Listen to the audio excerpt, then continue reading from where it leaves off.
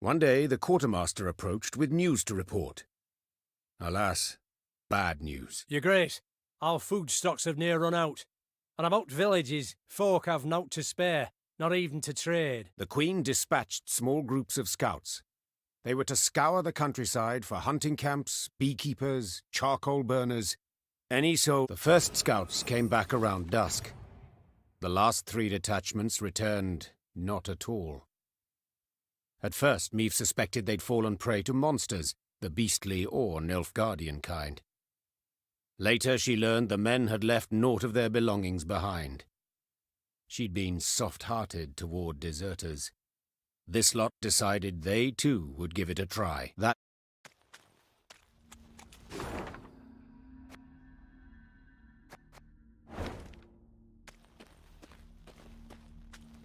Towering alders grow thick in Isgith, their crowns weaving an expansive canopy that obscures the sky. Any sunbeams to slip through this twisted thicket scatter in the milky mist below. Thus the marsh abides in a state. As the force moved along, a glow appeared in the trees. The Lyrians squinted, their mouths agape in wonder. An orb hung over the water, pulsating, humming. It circled the soldiers, darted off a distance, then hopped. Meave knew the wisp could prove treacherous, lead them into a trap. Nonetheless, she followed, though not entirely certain why. Her soldiers seemed eager, she sensed they approved. Yet she was also simply curious. We fought.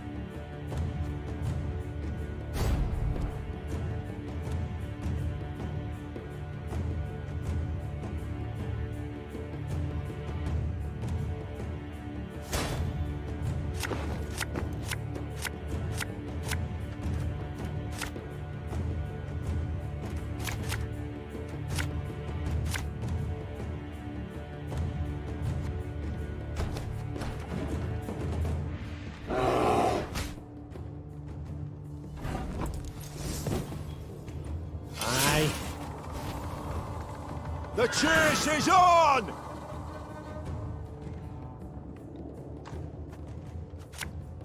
An army's a waste of time for one like me.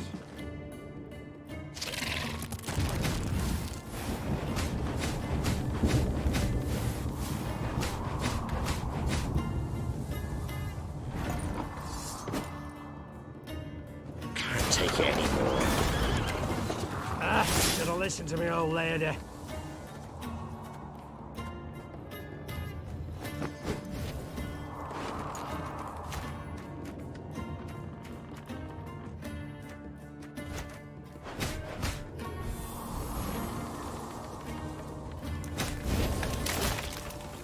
Watch your heads!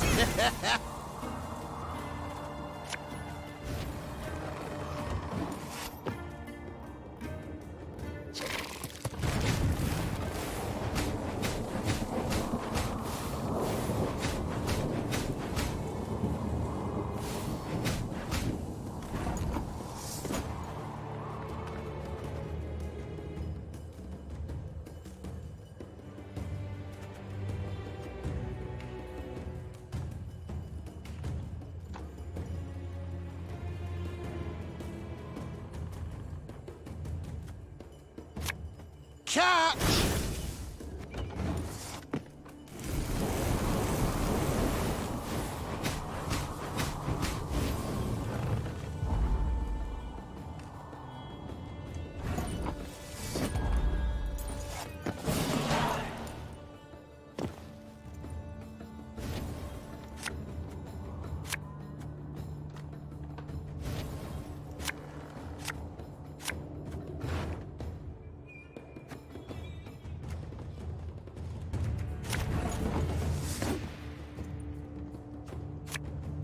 What do you want of me? You can try to win them all, but you won't.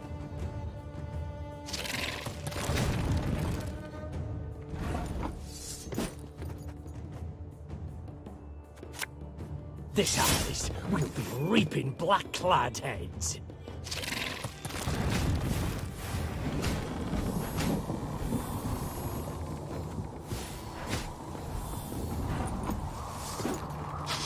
I smell a leak.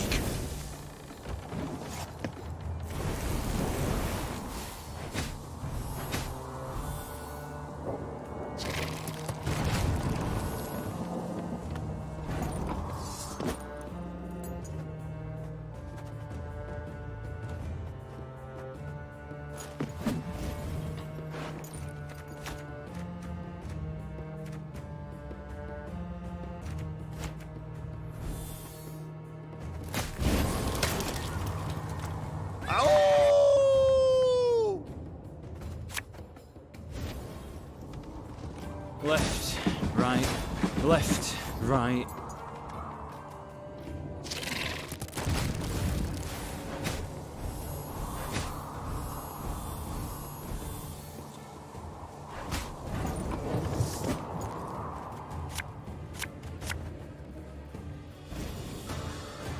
Army's a waste of time for one like me. Ever have a storm knock out one of your teeth?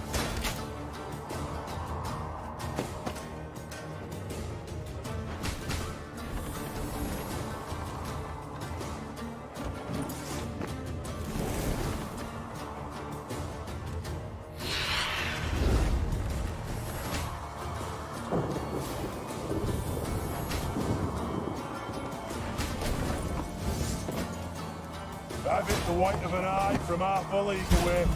My spirit's willing and how, but these damn boots are killing me.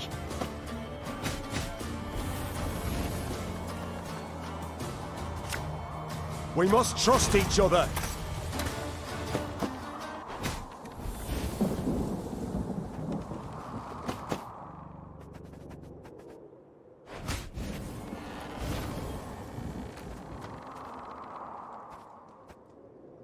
God save the Queen!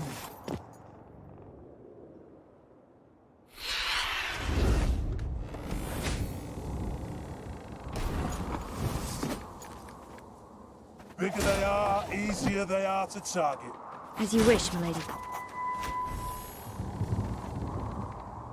Give me a time.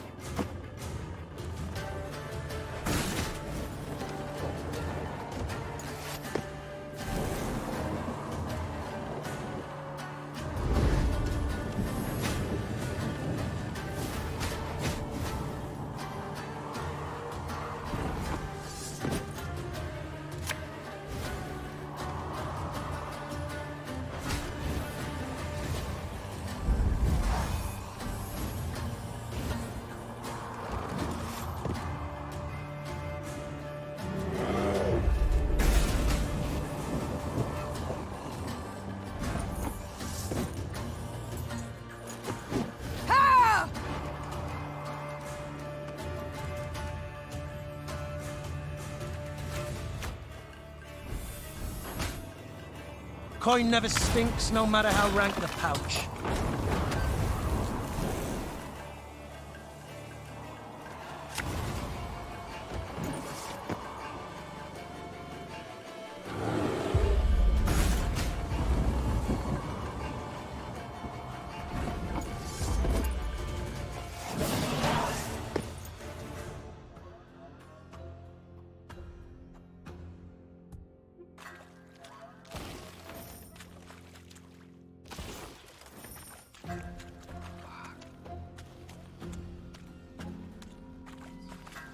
As the wisp led the Lyrians down a narrow, winding path, Meve surveyed her surroundings warily.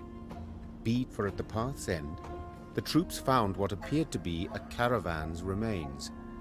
Its wagons, rot-eaten, half-buried in the bog, had sat there for decades, perhaps longer. Despite this, gilded panels and scraps of silver-threaded fabric showed they'd once been rather ornate. Inside the wagons, the soldiers discovered many steel crates. Rust-covered but intact, they contained truly dazzling treasures.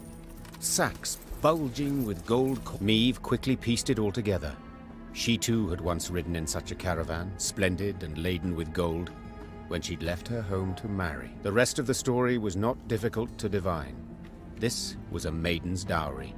She and her retinue lost their way. Isgith proved that the wisp circled Maeve's party, blinked several times, then faded into thin air. The troops resumed their march, and all seemed in order. Seemed, for soon several footmen were discovered to be gone. Greed had been their ruin. They'd grabbed